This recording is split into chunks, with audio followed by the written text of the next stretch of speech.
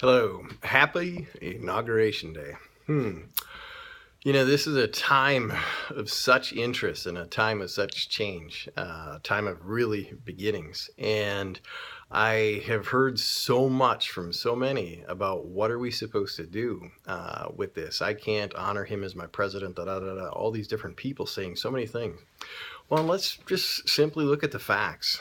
If we take his words and we take the English dictionary and we take our social mores, his insulting that reporter with cerebral palsy is a reprehensible behavior by most standards, and reprehensible.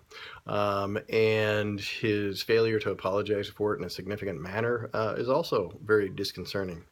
Back in the day, if somebody would do that type of behavior, it would get them a black sweater on their doorknob the next day, or a black letter delivered to them, or they would basically get blackballed from the country club back in the day. I don't know how that would be handled today, especially since he owns the country club.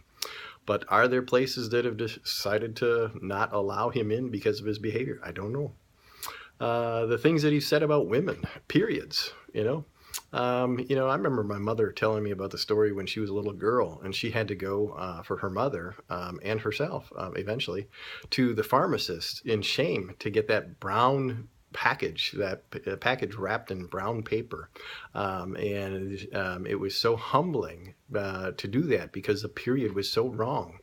And so for him to make fun of a woman like that, especially, so many women are still today dealing with that. They're not sure what they think about it. They think it is dirty. They think it is wrong and such like that. So again, bang, he hit a huge topic. And then the one where he decided that he got to say what caliber of woman somebody was going to be because of the size of her breast. Whether she rated, highly because of that, or because of her weight. Heck, if you're a size 12, 14, or 16, according to him, you're a cow, so we got the facts out of the way. Terrific. What do we do? This is the United States of America. People have said, I hope he fails. And I hope he doesn't. If he fails, our infrastructure goes down. If he fails, we go to war again and again. If he fails, what happens? The rich become the absolute richer, and the poor become the poorer and the poorer. And so I don't want him to fail. But what do we do? Because there's been examples of things that have made many of us upset and bothersome. And so I look at it and I just love the way that Jesus taught. Okay. Jesus, if you take him outside of religion, he's a very, very incredible guy. No shaming whatsoever. If you go to the Bible, there was no shame. You go to, Christ churches, these big, huge things and everything like that. And shame and guilt are right up there because it increases, the people giving money to the church because they feel so guilty.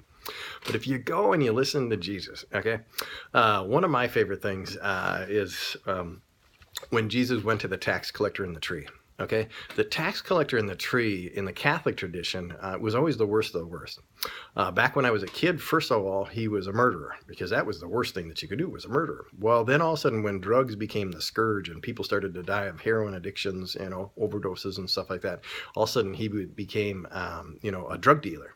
And then when drugs were, happening all the time and they're on every movie, every actress, movie star, not everyone, but so many of them were dealing with that. The drug dealer really didn't hold weight so much. And so then they likened to the guy hanging out in the tree to a child molester. Okay. And that still holds weight. And so the Catholic Church, talks about that guy in the tree. And Jesus said, hey, you want to come to dinner? It's like, yeah, you and me. You want to come to dinner? And the guy's sitting there and looking, and it's like, you realize who I am? It's like, yeah, you want to go to dinner? He never said change, He basically said, hey, let me be your buddy, let me be your friend. And Jesus was basically hoping, I would imagine, that by attraction rather than promotion, that this tax collector, this child molester, drug dealer, murderer, would become a better person. He didn't make that person become a better person before he would be friends with him. Okay. And so I look at it in these United States of America. What are we supposed to do right now? There's a wonderful thing that a Hawaiian fella had done, and it's called Ho'oponopono. And Ho'oponopono basically is, I love you, please forgive me. I'm sorry, please forgive me, thank you. And you repeat that, I love you, I am sorry, please forgive me, and thank you. And Jesus basically, his biggest teachings, we're talking about no judgment and simple love. So if we really feel that these are our United States, and we really want the best for our United States, and if we really want the best for these people that we see disenfranchised, the disabled, women, heck, women are still, there's so many women right now today marching that do fantastic jobs that get paid on average 33% less than a guy with a dick, and so if we want change, if we want betterment, we have to be that first. Look at Nelson Mandela.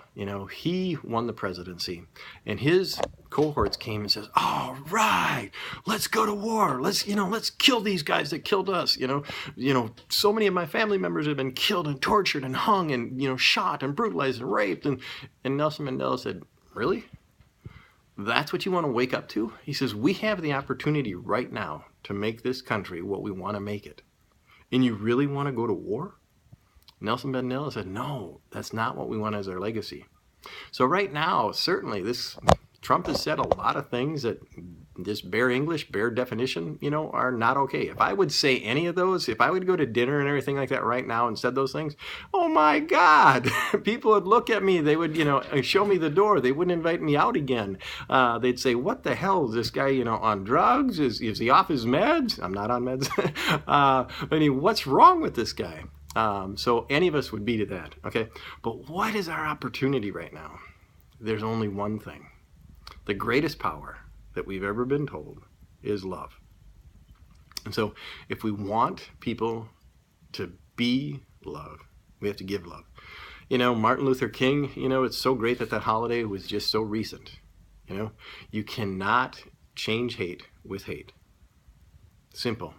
So I give pleasure and, kudos to the women that are marching and everything like that. Thank you, thank you, thank you for bringing this, to the world, because the United States is an embarrassment. I mean, honestly, I know so many women that know that they would be getting paid much, much more. I'm talking about women that make 6 and 7 figures, that would be making much more money if they had a dick.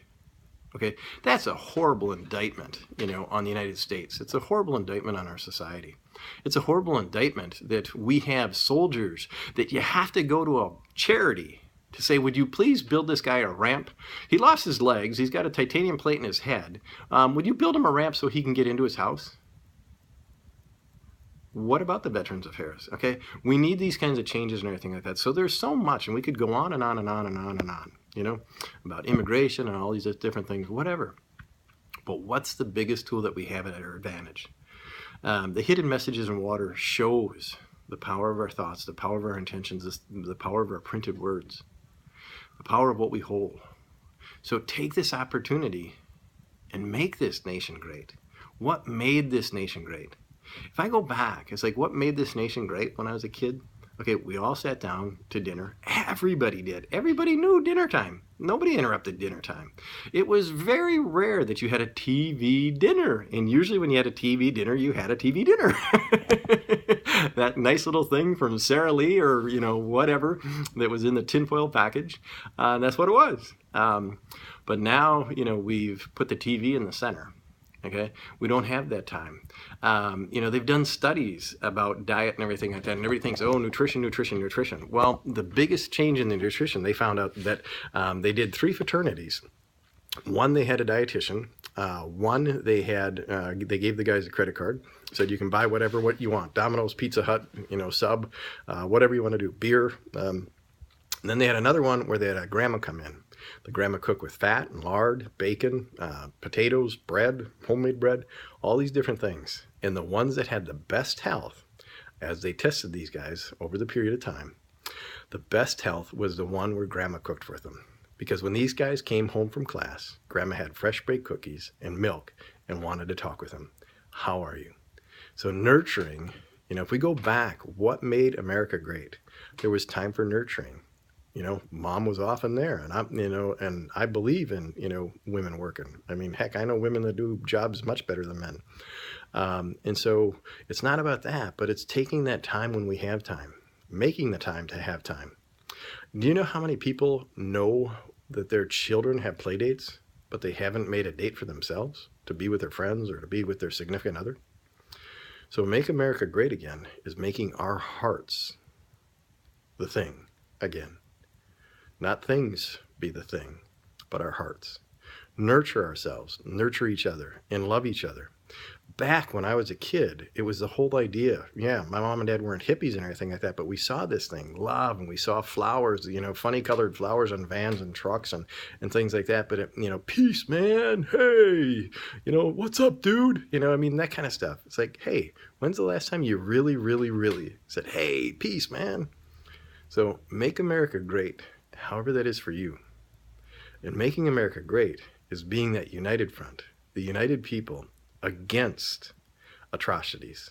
The United States used to be against bad things. Okay, the civil rights movement was people that were for. They were for wanting everybody else to be treated like themselves.